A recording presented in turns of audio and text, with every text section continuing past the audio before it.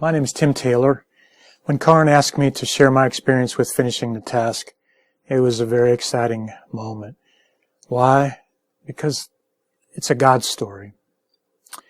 10 years ago, our senior pastor and I attended the Finishing the Task conference. Our church had relationships with multiple missionaries, including a relatively new but significant relationship with a missionary couple in the country of Nepal. Together, as we sat at the Finishing the Task conference, we thought about Nepal and thought about the unengaged, unreached people group list that included 10 people groups greater than 100,000 in population within the country of Nepal.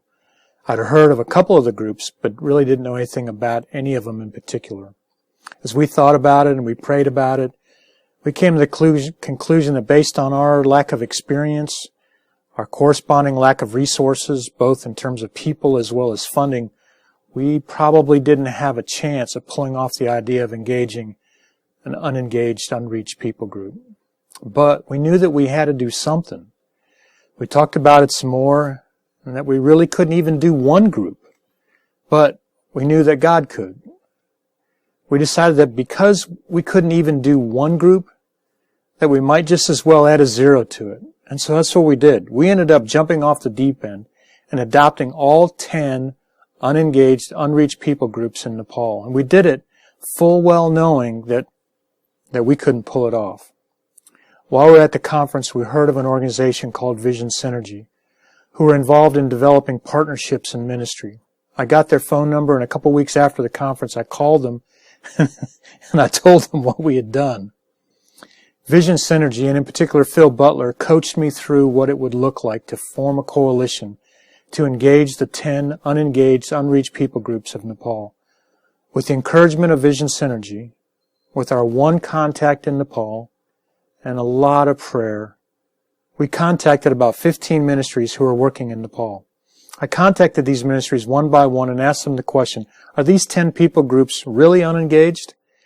And every one of them hesitated and then said, yes. I followed up by asking them, if we hosted a meeting in Kathmandu, would you like to come and talk about it? And once again, every one of them said yes. So we scheduled a meeting, we flew to Kathmandu, and everyone that we invited showed up. Roughly half were international organizations such as IMB and Wycliffe and YWAM and Gospel for Asia, and half were Nepali organizations.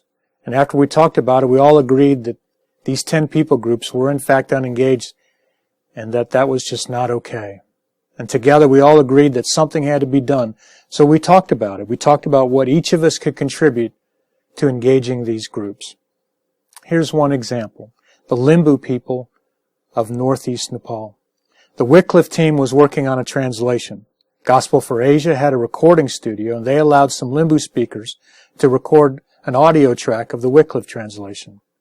The audio track was sent to Jesus Film, and a new overdub of the Jesus Film in Limbu was created. The YWAMers, they had projectors and generators and screens. The Nepalis had pastors and porters and language teams who were willing to go. And our church was able to send 8 people to join in the very first outreach with the very first copy of the Limbu Jesus Film. All kinds of people simply did their little part, and it all came together. Today, all 10 people groups that we adopted that day are now engaged. Evangelism, church planting, and discipleship are taking place in each of those 10 groups by the grace of God. We couldn't even do one group, but we decided to trust God and to step out and to add a zero to what we knew we couldn't do. And perhaps more importantly, to reach out to others to partner and work together with. May I share one last aspect of our story? I'm really not sure what it looks like around the throne of heaven, but I asked an artist friend of mine to do a painting that would help me keep the task in front of me. This painting represents what it might look like around the throne. There are those who have already entered into their eternal reward, but there are also white spaces which represent those for whom Jesus died who are not there yet. Our task is filling in the white spaces. As I looked at this painting, I could imagine the sections of heaven which were reserved for the people groups that we adopted. As you look over the list of people groups that you have been given, can you see their reserved section in heaven? The story that I'm here to tell you today is that realistically, none of us can engage any of these groups alone. So, which of the white spaces will you take? Why not trust God in an extravagant way? Why not just add a 0 so that everybody knows that God did it?